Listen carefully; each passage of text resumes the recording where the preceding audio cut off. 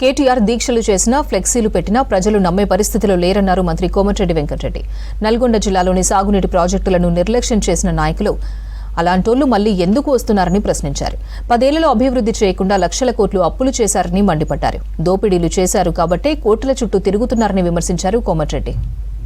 ఒక యువరాజు వస్తున్నట్ట కేటీఆర్ రేపు నల్గొండ జిల్లా నాశనం చేసి చంపేసి మా సొరంగానికి 2000 ఇవ్వమంటే కాలు పట్టకుండా దండం పెడతా అని చెప్పినా నువ్వు మీ నాయన ఇవ్వకుండా శివన్నగూడెం దిండి ప్రాజెక్ట్ అని అందులో 10,000 కోట్లు దోసుకొని పుట్టి రిజర్వాయర్ కాలువలు దోవేసి కాంట్రాక్టర్లు దోసిపెట్టి వాళ్ళ దగ్గర కమిషన్ తీసుకొని దానికి ఎక్కడి నుంచి సోర్స్ తీసుకుంటూ తెలియకుండా 80% పూర్తయిన బ్రాహ్మణ విలువల ప్రాజెక్టుని 200 కోట్లు ఇవ్వని అసెంబ్లీలో 100 సార్లు బదిలాటం అయ్యలేదు.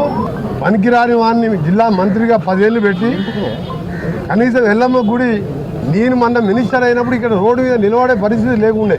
ఇవాళ మీరు చూడండి ఎంత బ్రహ్మాండంగా చేసినాం. రోడ్లు దీన్ని సెంట్రల్ లైటింగే కాదు, రేపు ఇంకా 4 కోట్ల CGF ఫండ్స్తో డెవలప్ చేస్తున్నాం. ఇలా ఏ కార్యక్రమం చేయకుండా నల్గొండ టౌన్లో ఓ ఎమ్మెల్యే వాళ్ళ ఆయన చనిపోతే దినాలకు దత్తత తీసుకుంటా అని చెప్పి నన్ను ఓడగొడతానికి అప్పుడు దత్తత తీసుకొని ఎమ్మెల్యే వాళ్ళ ఆయన చనిపోతే దినాలకు వచ్చినప్పుడు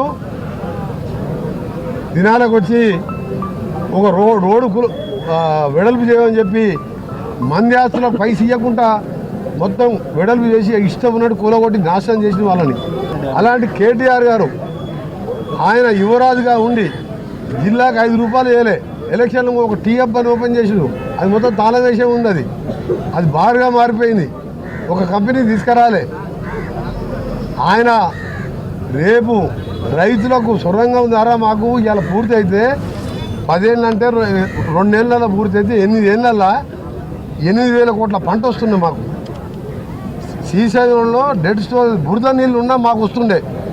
అది జగన్మోహన్ రెడ్డికి హైదరాబాద్ పిలిపించుకొని ఇట్లా బిర్యానీ పెట్టి రొయ్యలు పెట్టి ఆయన రాయలసీమ లిఫ్టిఫికేషన్ పెట్టి ఆంధ్రాకి నీళ్ళు తీసుకుపోతే పోయినసారి మాకు కర్ణాటకలో వర్షాలు లేకపోతే సాగర్ బ్యాక్ వాటర్కి వచ్చే AMRP వాటరు రాక క్రాప్ హాలిడే ప్రకటిస్తే ఎవరు పంటలు వేసుకోక అప్లపాలు అయిపోయారు.